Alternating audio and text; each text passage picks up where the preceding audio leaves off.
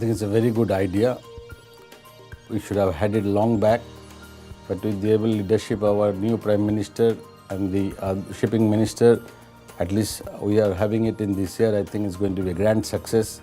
As I said, we should have had earlier, but it doesn't say that it is better late than never.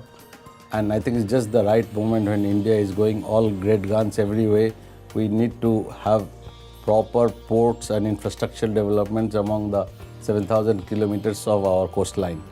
There is no better time than now when we will have so many nations participating, doing FDI. I being associated with shipping for so many years, I'm really looking forward to it, and I hope we get enough of participation and finally we get the infrastructure what we have been lacking all these years.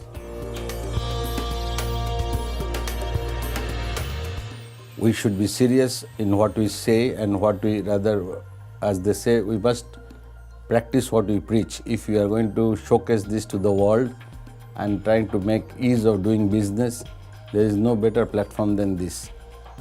There will be international scholars, international participants who will look forward to us to mean what we say, and then we must follow it up with what we have. It's not that only the MIS and then close it.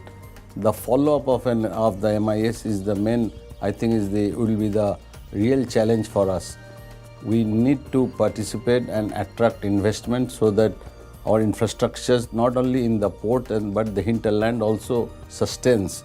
We are suffering because of the congestion and inadequate hinterland preparations.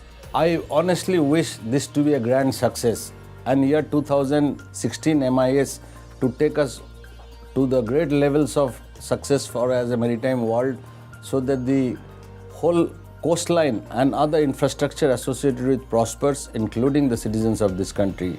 I thank the Prime Minister and the Shipping Minister and all concerned with MIS to visualize and think of this event, and I wish it a grand success.